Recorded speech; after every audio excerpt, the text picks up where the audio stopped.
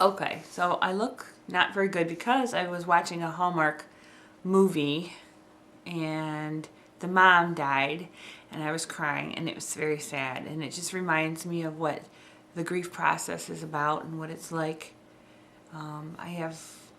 I've lost some people in my life through death or through moving or through broken relationships, so I know what that's about.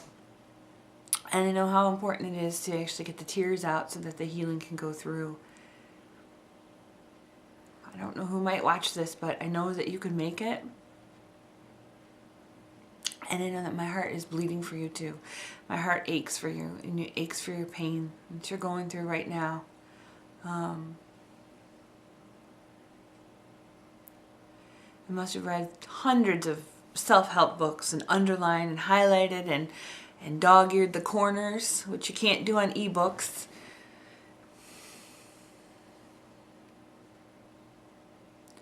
But everyone says basically the same thing. They say that there's pain. We have to go through pain in order to get to the healing. And the way I like to remember it sometimes when I'm going through some painful situations is like when you have a broken arm. If you break your arm, you can't leave the bones jagged or sideways. They're not going to heal properly. The bones have to be set in order to heal properly.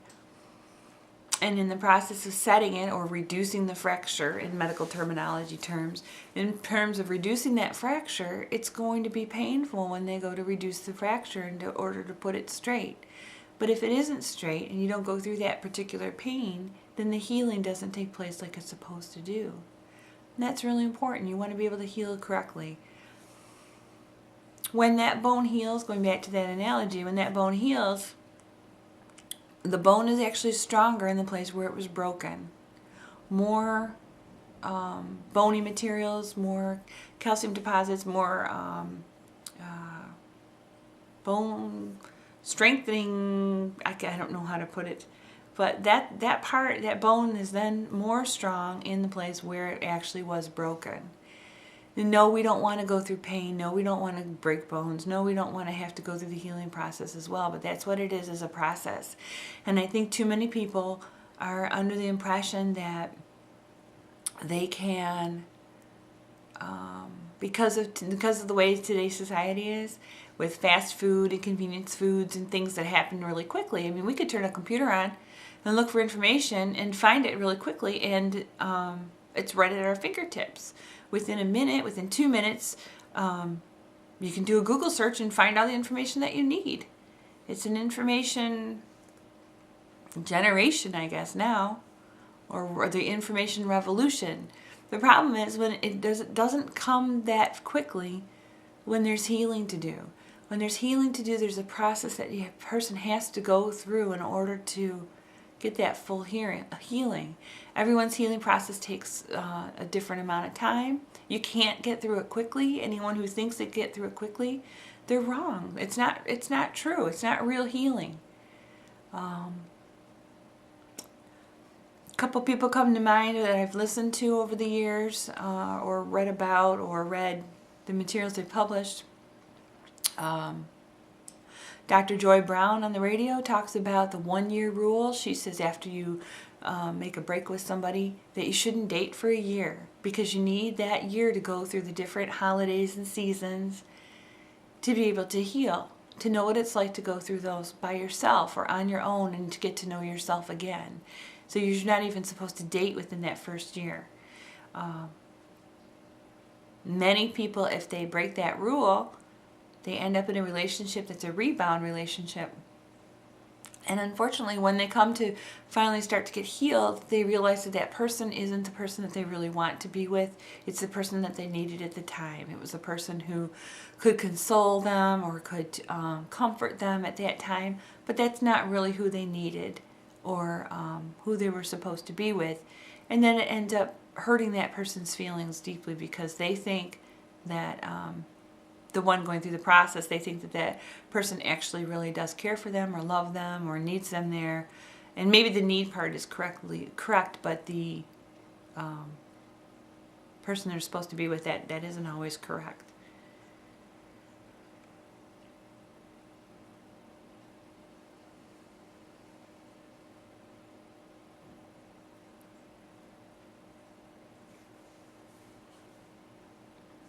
and more about the healing. And you read about the 5 stages of grief.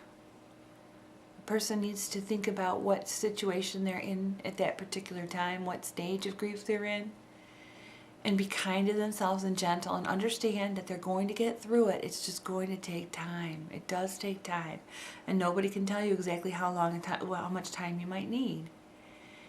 And I guess what I really want to stress today is that it's okay to cry. It's okay to get those emotions out. It's okay to do that. If you're somebody who doesn't want to fall apart in public, okay, schedule time to break down. Maybe you need to tell yourself, okay, from, let's see, if you've got kids, put the kids to bed, and maybe from 9:30 to 10 at night, you just cry and let it out. But only let yourself have that half hour if you need that. You might not need that time to cry, but at least you have a time that you know that you can vent safely when you need it.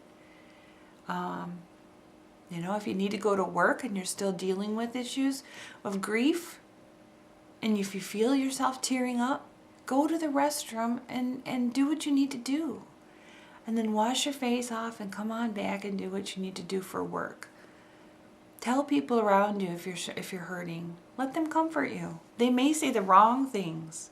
They may say totally the wrong things that you think, oh my gosh, how could they possibly say that?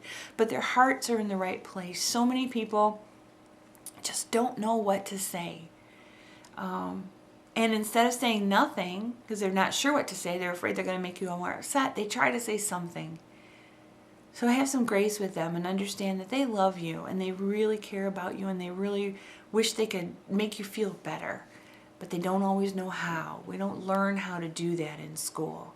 We don't necessarily learn how to do that from our parents or from our family or from our friends. It's something that we all eventually go through, and some people are better at it than others. But tell people when you're hurting and vent about it. Don't stay there forever. Don't stay there forever and go on and on and on about how mean or nasty that other person was, or how your life is going to end because they're not in your life anymore. That's the part that you have to be careful about. Remember the good things about the person. When you remember the good things about that person, you grieve the loss of the relationship you had with the person. You grieve the loss of the good times that you had with the person. People do change, and sometimes they aren't the same people that we get into a relationship with or that we marry. Sometimes they do change. And it doesn't mean that it's your fault, but sometimes that person isn't the one that you can be with anymore through no fault of your own. If they want to go, they have to go. You have to let them go. And it hurts. It's very, very painful. Very painful.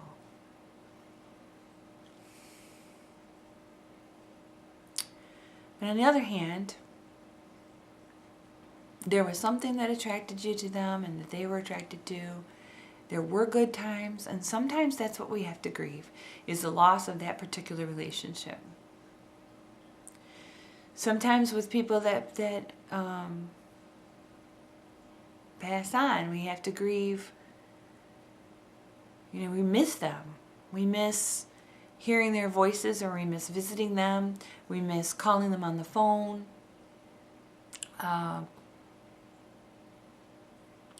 After my dad died, he died December 10th of 2003, and after he died, I kept calling his voicemail at work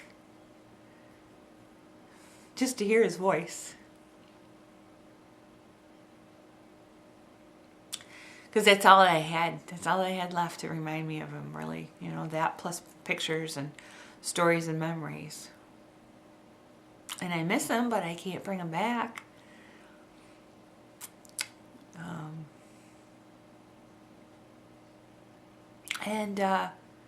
No one else's experience is going to be exactly like yours. No one can grieve the same way as the next person.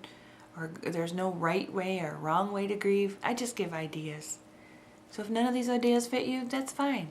Turn this off. That's fine. I'm okay with that.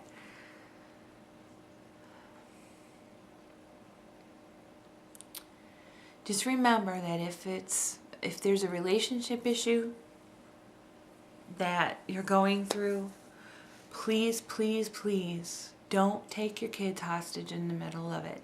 Please, please. Remember that your kids are half of that other parent. And anything negative that you say about that other parent is going to affect the kids. Anytime that you're talking about the person you're not in the relationship with anymore, please make sure the kids are not around to hear it. If you need to talk, then do it between leaving work and coming home. Get it out of your system. Send emails when the kids are asleep, or get that support when they're not around. It's not their fault. It's not their fault. And please don't use them as a rag doll in between you and the other person. It's not worth it. It really isn't. And when we love our kids, we can focus more on the new chapters that we can make in our lives with the kids, and the positive influence that we can have on the kids while they're with us. We don't have to tell our kids anything about the other person. We don't have to say positive. We don't have to say negative things about the other person. The exception would be, for example, if your child has a fondness for cats, let's say, and your ex-partner or their other parent had a fondness for cats, then you could say, oh yeah, your dad really liked this, or hey, your mom really liked these things too. Then sure, point out the positive things. Point out those positive things with the child that they share with that other parent. The positive things. We have to be really careful when we're angry that we don't say things like, oh, you're just like your mother, oh, you're just like your father. That's not fair to the kids. When we're talking about the negative things, that's not what they need to hear. It's not what it's about. And the kids will find out on their own. They will totally find out on their own what that other parent is about. And unfortunately, what we have to do is we just have to wait. They will get to that point. And we have to wait, and we have to be there for the kids when they fall apart, when they learn it. Because then they're going through the grieving process too. They have to reconcile reality with what they think is reality. And they have to deal with some really big disappointments at times. And all we can do is be there for them. Then it's not about us anymore. And we can't say, oh, look what so-and-so's doing to my kid. We can't do that either. It's not our role. Our role is to be there for the kids for when they're disappointed and they fall down. Just like when they were toddlers and they fell down, just like when they're learning to ride a bike and they fell down, they hurt themselves. We need to be there and scoop them up and say, it will be okay. I'm sorry that you're hurting now. It will be okay.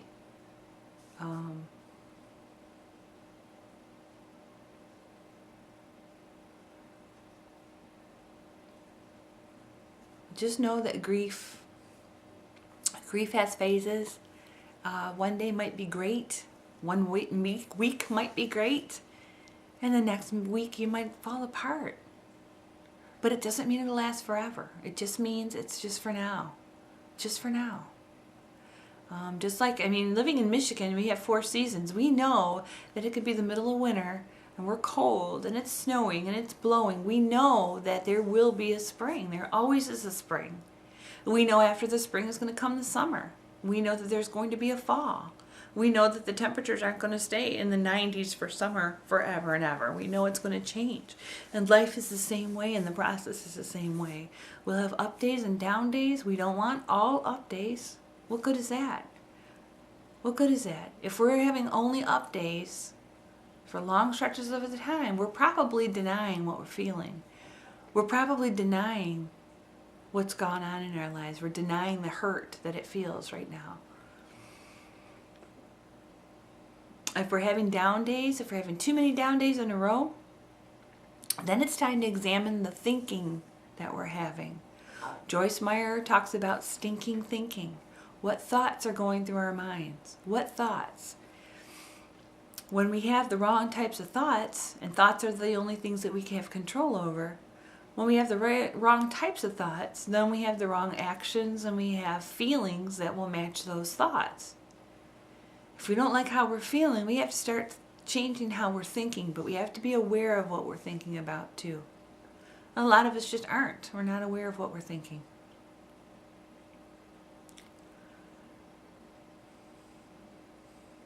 So if you're grieving right now, it will get better. It might go slowly. It might go a little bit more quick than another person, but it will get better. If somebody's passed on, there's going to be a hole in your life for a little while. That's normal.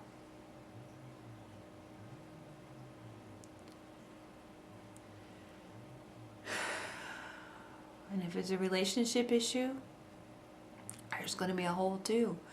And the hardest part with that is that you know where the person is, they're still around, but there's nothing you can do to reach them. They have to do their thing, and you can't stop them from making choices that you might not agree with, and choices you don't think are the best for them, or especially for the kids. That's the tough part.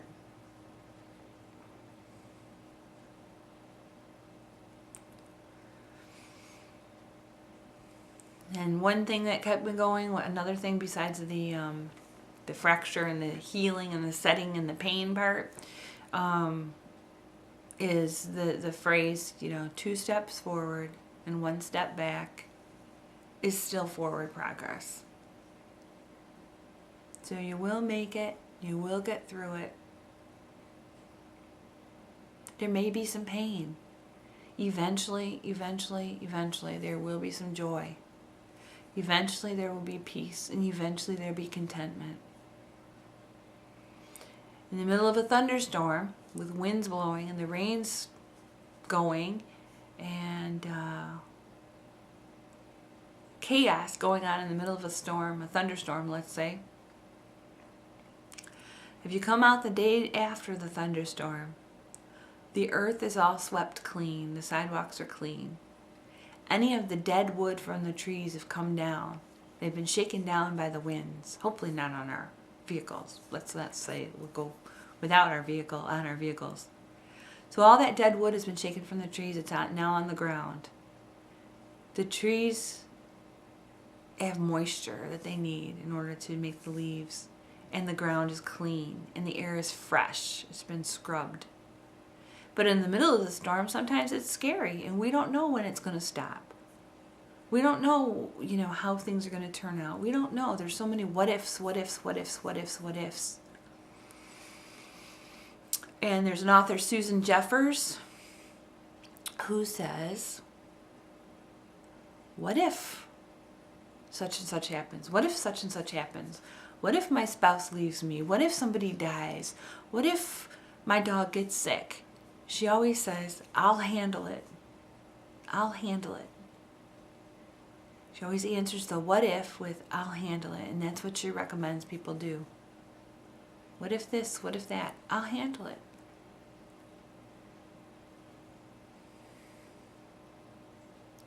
I have faith that you'll handle it too. Whether you believe in a monotheistic God, all-knowing, all-powerful God or not, He still believes in you.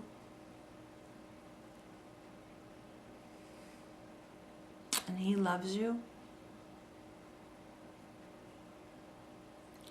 And just like a parent, He can't swoop in and save you, but He is there for you.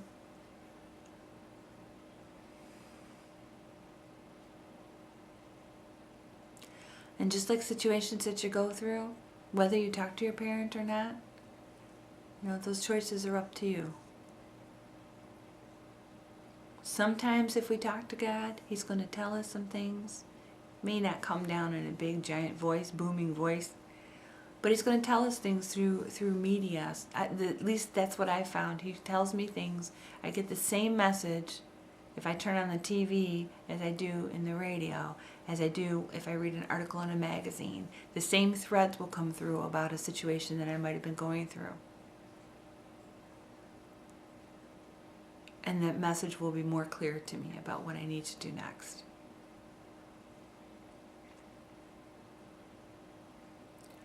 But Christmas can be a tough time. We can see other families or other people seeming to have a great time. Oh, they put up their tree. Oh, they're baking cookies. Oh, they decorated their house and they're doing so wonderful. They're going to have family over. We can see all that outside stuff. But we don't know what goes on inside. We don't always know. Many times we don't know how much other people are struggling as well. So don't be fooled. Don't be fooled. Don't believe any lies. If you start hearing yourself saying, oh, I'm all by myself. I'm all alone. Nobody loves me. Those are lies. Don't believe them. Don't believe lies like, everyone else's family seems to have it together and mine doesn't. That's not true either.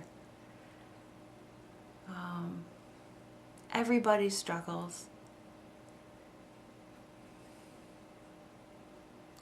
And at times everybody feels alone. But again, feelings, as Joyce Meyer says, feelings are fickle. They come and they go.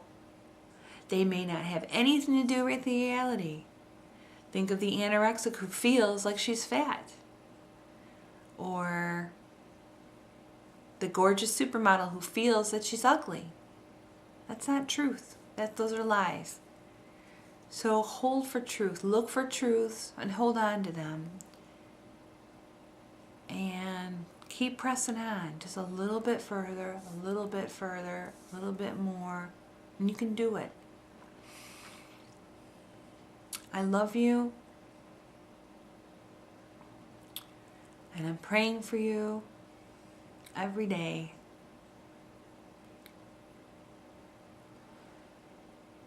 And I just wish you a Merry Christmas.